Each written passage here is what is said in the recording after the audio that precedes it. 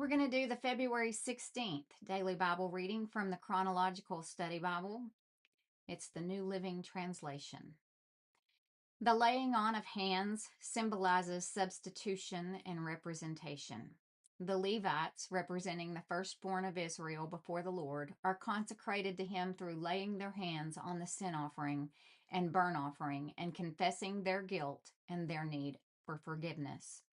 Only then can they oversee the offerings presented by the Israelites, who in turn lay their hands on an unblemished animal as they present their offerings, transferring their sin to the animal that dies on their behalf. The Levites' physical well-being depends on Israel's spiritual well-being. A sinful nation would continually need atonement, and when the people followed the Lord's instructions, the Levites would always have work.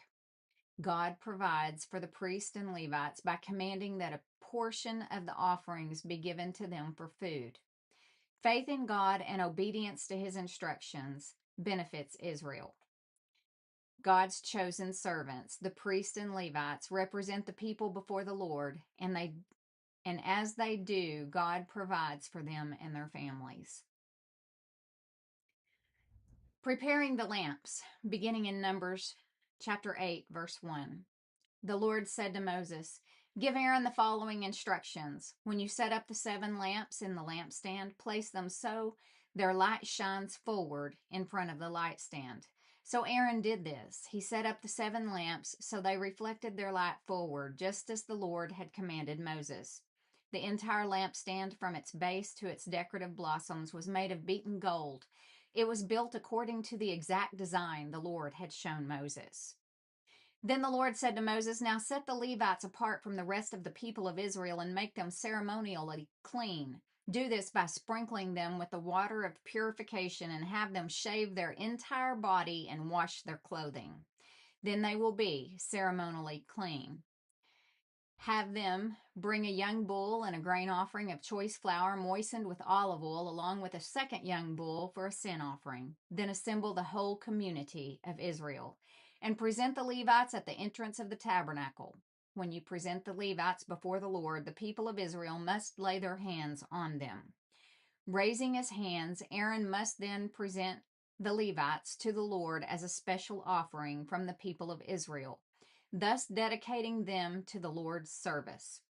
Next, the Levites will lay their hands on the heads of the young bulls, present one as a sin offering and the other as a burnt offering to the Lord, to purify the Levites and make them right with the Lord. Then have the Levites stand in front of Aaron and his sons, and raise your hands and present them as a special offering to the Lord. In this way, you will set the Levites apart from the rest of the people of Israel, and the Levites will belong to me. After this, they may go into the tabernacle to do their work, because you have purified them and presented them as a special offering.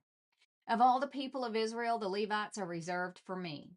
I have claimed them for myself. In place of all the firstborn sons of the Israelites, I have taken the Levites as their substitutes. For all the firstborn males among the people of Israel are mine, both of people and of animals. I set them apart for myself on the day I struck down all the firstborn sons of the Egyptians.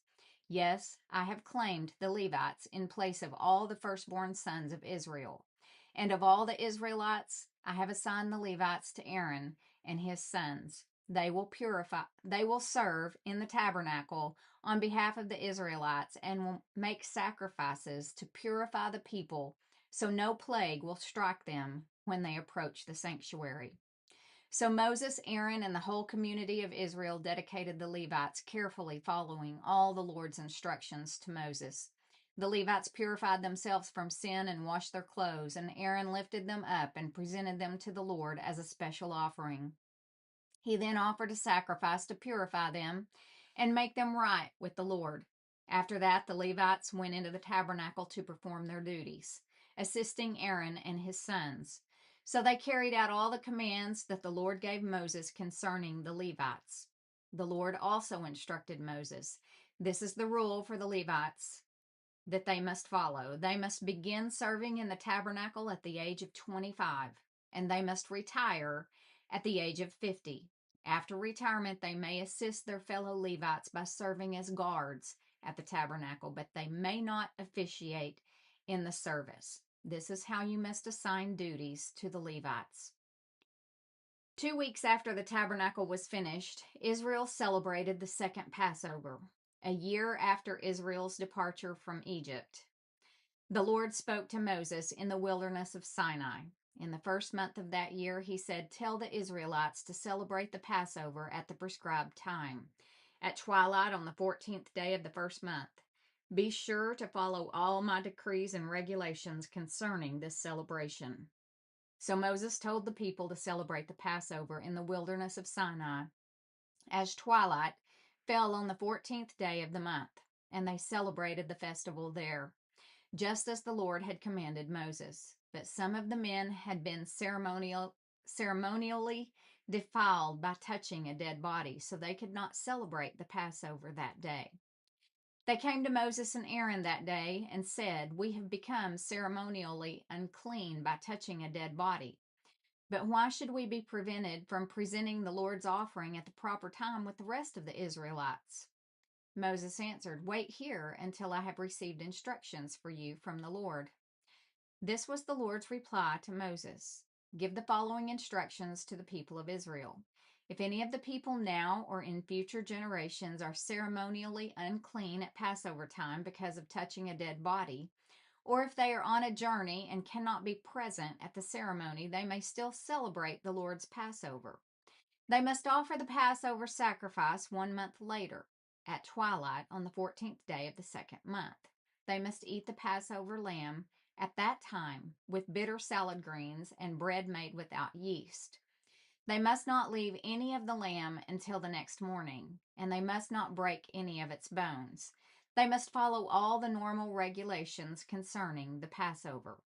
But those who neglect to celebrate the Passover at the regular time, even though they are ceremonially clean and not away on a trip, will be cut off from the community of Israel. If they fail to present the Lord's offering at the proper time, they will suffer the consequences of their guilt. And if foreigners living among you want to celebrate the Passover to the Lord, they must follow these same decrees and regulations. The same laws apply both to native-born Israelites and to the foreigners living among you. After the tabernacle was completed and before Israel departed from Mount Sinai, the Lord gave Moses the instructions recorded in Leviticus.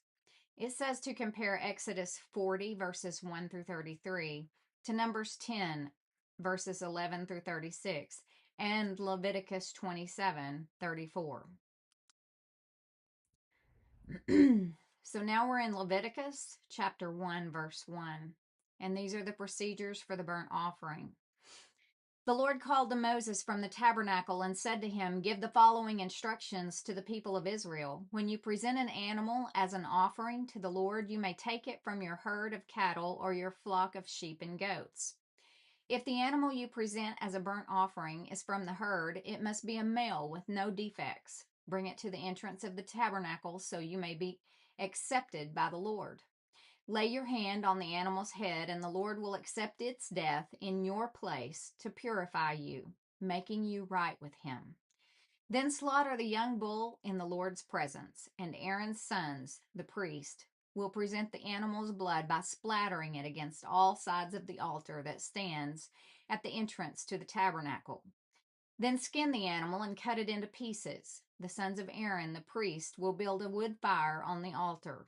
They will arrange the pieces of the offering, including the head and fat, on the wood burning on the altar. But the internal organs and the legs must first be washed with water. Then the priest will burn the entire sacrifice on the altar as a burnt offering. It is a special gift, a pleasing aroma to the Lord. If the animal you present as a burnt offering is from the flock, it may be either a sheep or a goat, but it must be a male with no defects. Slaughter the animal on the north side of the altar in the Lord's presence, and Aaron's sons, the priest, will splatter its blood against all sides of the altar. Then cut the animal in pieces, and the priest will arrange the pieces of the offering, including the head and fat, on the wood burning on the altar. but the internal organs and legs must first be washed with water. Then the priest will burn the entire sacrifice on the altar as a burnt offering. It is a special gift, a pleasing aroma to the Lord. If you present a bird as a burnt offering to the Lord, choose either a turtle dove or a young pigeon. The priest will take the bird to the altar, wring off its head, and burn it on the altar. But first he must drain its blood against the side of the altar. The priest must also remove the crop and the feathers and throw them in the ashes on the east side of the altar. Then, grasping the bird by its wings, the priest will tear the bird open, but without tearing it apart. Then he will burn it as a burnt offering on the wood burning on the altar. It is a special gift, a pleasing aroma to the Lord. Leviticus chapter 2. When you present grain as an offering to the Lord, the offering must consist of choice flour. You are to pour olive oil on it, sprinkle it with frankincense, and bring it to Aaron's sons, the priest. The priest will scoop out a handful of the flour moistened with oil together with all the frankincense and burn this representative portion on the altar. It is a special gift, a pleasing aroma to the Lord. The rest of the grain offering will then be given to Aaron and his sons. This offering will be considered a most holy part of the special gifts presented to the Lord. If your offering is a grain offering baked in an oven, it must be made of choice flour but without any yeast. It may be presented in the form of thin cakes mixed with olive oil or wafers spread with olive oil. If your grain offering is cooked on a griddle, it must be made of choice flour mixed with olive oil but without any yeast. Break it in pieces and pour olive oil on it. It is a grain offering. If your grain offering is prepared in a pan, it must be made of choice flour and olive oil. No matter how a grain offering for the Lord has been prepared, bring it to the priest, who will present it at the altar. The priest will take a representative portion of the grain offering and burn it on the altar. It is a special gift, a pleasing aroma to the Lord. The rest of the grain offering will then be given to Aaron and his sons as their food.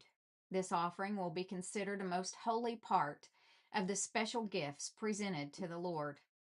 Do not use yeast in preparing any of the grain offerings you present to the Lord, because no yeast or honey may be burned as a special gift presented to the Lord. You may add yeast and honey to an offering of the first crops of your harvest, but these must never be offered on the altar as a pleasing aroma to the Lord. Season all your grain offerings with salt to remind you of God's eternal covenant. Never forget to add salt to your grain offerings.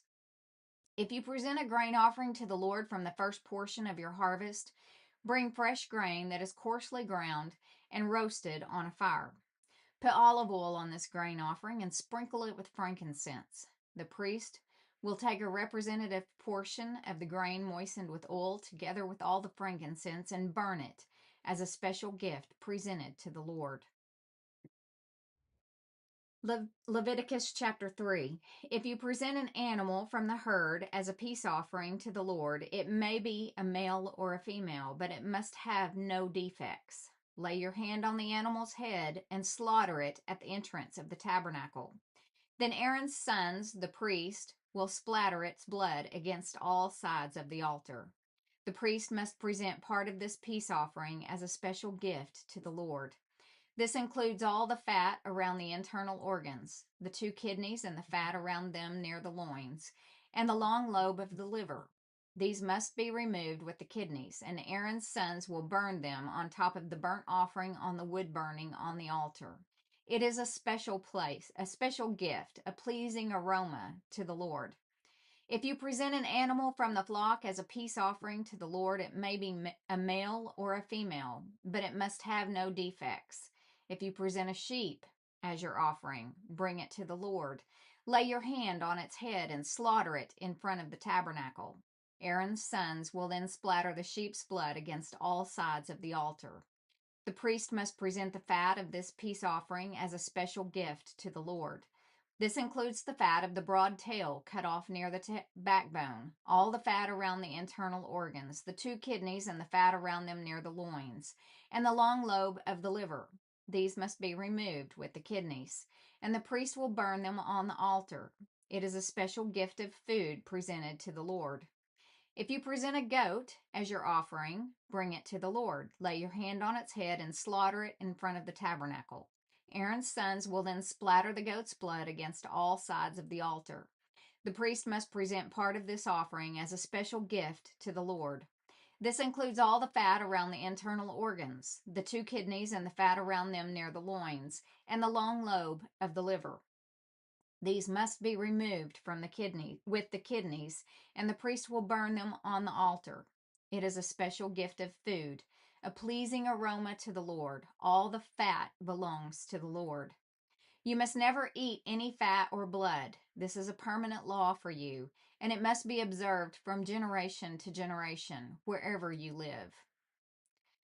That concludes the February 16th daily Bible reading. Thanks for joining in.